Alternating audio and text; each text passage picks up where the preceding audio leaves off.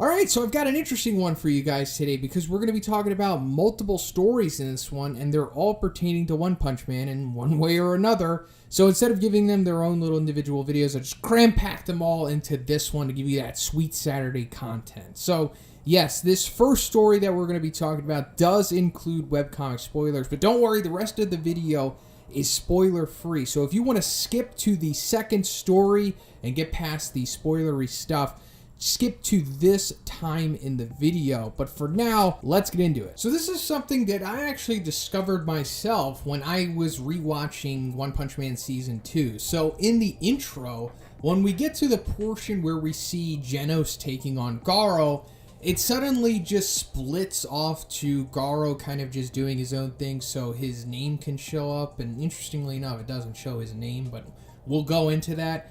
And then, we see Garo smiling, and then for a split second, before it cuts away from him, we see it change to this. Now, that's super interesting because a lot of you can already see what this is, and it's none other than foreshadowing Awakened Garo.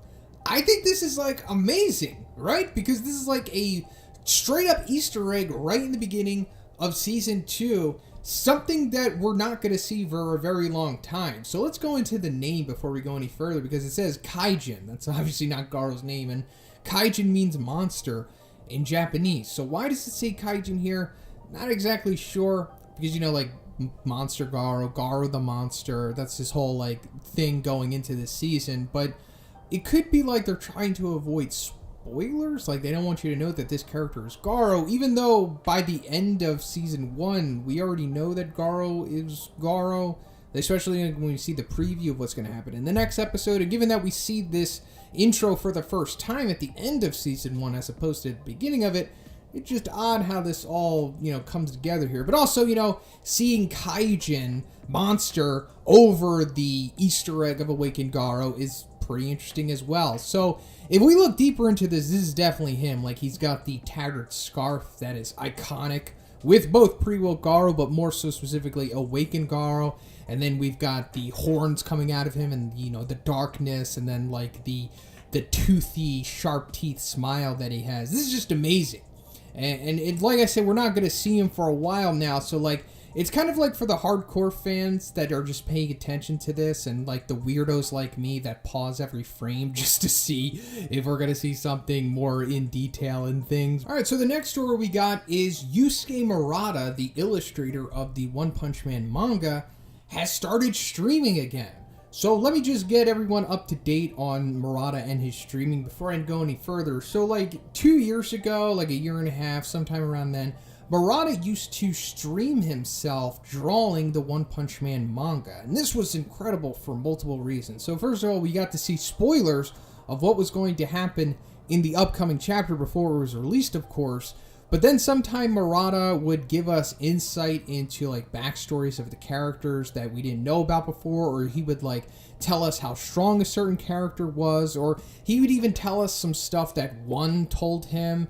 And sometimes he would slip up and tell us too much or show us too much. We would also get to see how certain panels come together, and we'd also get to see some panels that don't necessarily make the final cut. For example, this panel right here is from chapter 94. This is something that he originally made and decided to cut it out of the final draft. So this is a fun little Easter egg for all of you guys in case you were curious on seeing some deleted content, if you will.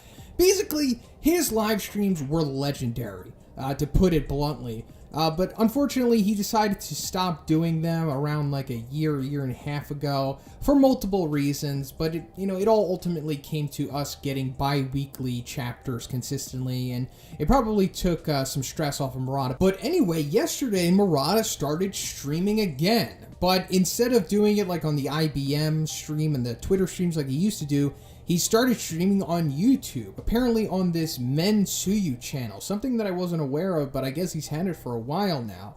Now, what he was drawing in this specific live stream wasn't One Punch Man. Apparently, he was drawing a new issue or a continuation possibly of his one-shot magic versus technology. So either this one-shot is going to be getting another chapter or an extension to it, or it might even have been picked up as a full-blown series. I'm really unaware of what's going on with this right now, but this is cool because it might mean that Murata is going to start live streaming again, which means that we might start seeing like One Punch Man getting illustrated again, meaning that we're probably going to get spoilers again, as well as more info on the stories like what we were getting before. Like that whole thing about that guy that Puri Puri Prisoner fights in Chapter 94, like that horned fodder demon. The whole thing about him being as strong as Deep Sea King, that came from Murata telling us that in the live stream. So hopefully we'll get more of that. I wouldn't get my hopes up too much though. This might be like a one-time thing for him, but it's still pretty interesting to look at. So if you're interested in the possible future of Murata live streams, subscribe to his Men Suyu channel because, hey, maybe we'll see more from him, maybe not. Alright, so the next story is about the 2 new One Punch Man Season 2 OVAs that are coming out. In case you weren't aware, we already got 2 of these already, and I've reviewed both of them on the channel. The first one was about those 3 supernatural powered dudes that met up on the internet and wound up also meeting up with Saitama, and they ran into the dirt worm monster and all the shenanigans that ensued after that. And the second OVA was about Silverfang and Atomic Samurai, like fishing, and then they run into Moomin Rider, and then that gecko frog salamander monster, and the shenanigans that happened with that. But now we're seeing what the third and fourth ones are going to be about. So the third one was released on Christmas, actually. So it should be available subbed online soon, I guess. But this third OVA is about Genos, like, losing his memory. So, like, as we see right here, Saitama has, like, a bag of S-Class chips, which is a whole little funny thing in itself. But he's, like, struggling to open them, and then when he, like, busts open the bag, all the chips go everywhere. And, like, Saitama, obviously, moving so fast, like, time stops, and he's, like, grabbing them all by one. And when he grabs the last chip, like, he nicks the side of Genos' head. And just him nicking Genos' head, like, short-circuits him and, like, puts him into, like, a factory reboot or something like that. And he, like, loses his memory.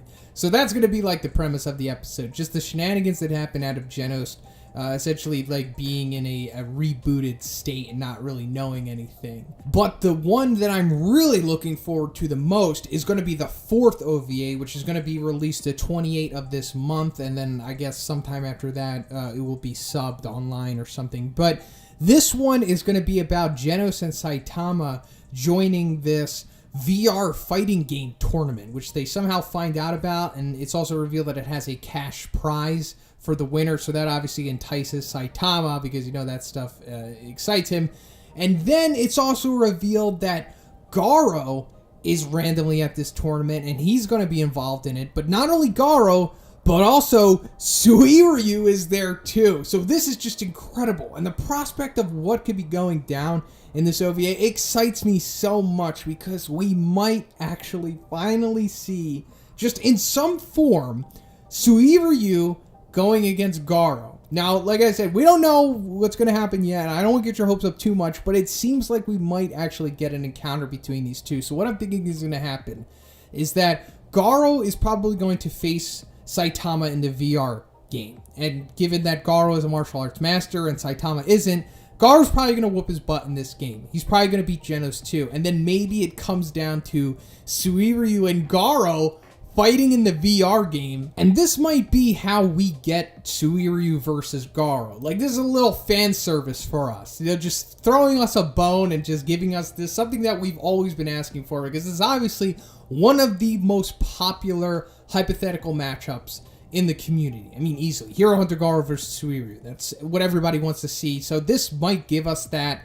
Now, I don't think it's going to be like this extended, outrageous battle. It'll probably be like a sequence or two, and I'm not even entirely sure if we're going to get it yet, but it just seems like we will.